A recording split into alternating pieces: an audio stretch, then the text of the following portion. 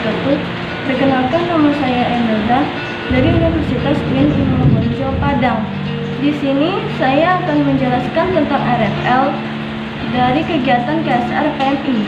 RFL atau Restoring Family Link, yaitu pemulihan hubungan keluarga yang terputus akibat terjadinya bencana alam, konflik bersenjata, atau kasus kemanusiaan lainnya seperti imigrasi dan korupsi.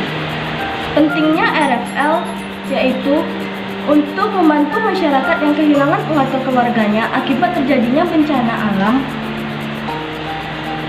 sehingga keluarga yang terpisah bisa dipertemukan kembali selama keberadaannya bisa ditelusuri. Sebelum RFL dibentuk, pertama kali anggota International Committee of the Red Cross atau ICRC membentuk pelayanan hubungan keluarga yang bernama Tracing and Mailing Service atau TMS pada tahun 1979. TMS berfungsi sebagai wadah pencarian dan penghubung kembali keluarga. Pada tahun 2006, TMS mengganti nama menjadi RFL. Kata RFL diambil dari buku manual yang dikeluarkan CTA Central Tracing Agency dan RCRC Jenewa, yang di dalamnya ada petunjuk bagaimana cara memulihkan hubungan keluarga yang terpisah.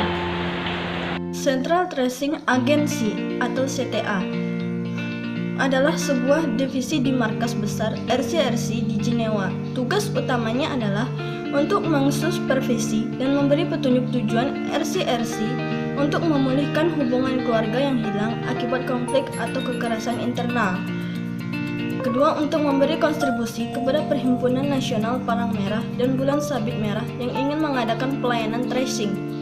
Kedua, untuk bertindak sebagai penasehat teknik kepada Perhimpunan Nasional melalui delegasi RCRC di lapangan.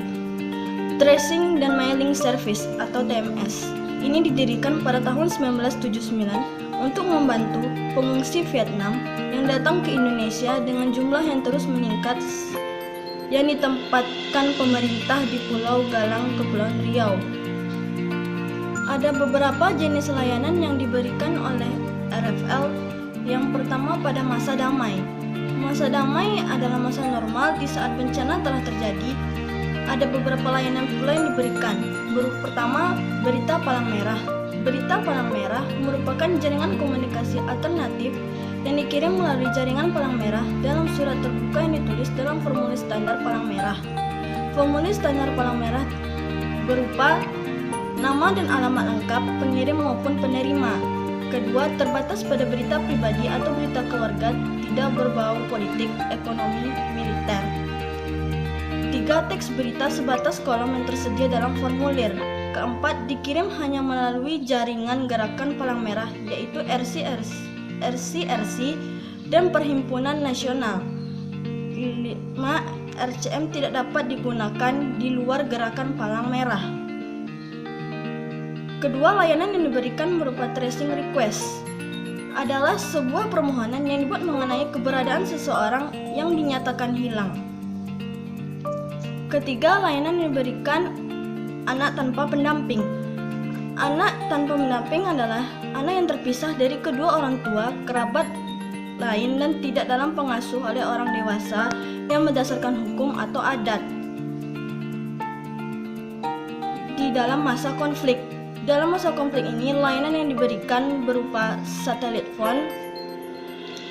Kedua, From Saya Selamat dan Saya Mencari. Orang yang ingin menggunakan pelayanan pencarian harus menghubungi perwakilan Palang Merah atau Bulan Sabit Merah terdekat untuk membuka permohonan. Untuk permohonan yang diterima secara langsung oleh PMI pusat dari daerah lain di Indonesia. Ketiga, manajemen jenazah. Manajemen jenazah adalah layanan diberikan oleh PMI kepada korban bencana atau konflik yang ditangani langsung oleh tim evakuasi dari RFL. Tim PMI dalam melaksanakan manajemen jenazah bekerjasama dengan Dokpol, Polisi, Kemenkes, BPNPB, pemerintah daerah, dan lain-lain. Sekian penjelasan saya mengenai materi RFL tadi. Apabila ada salah saya mohon maaf. Assalamualaikum warahmatullahi wabarakatuh.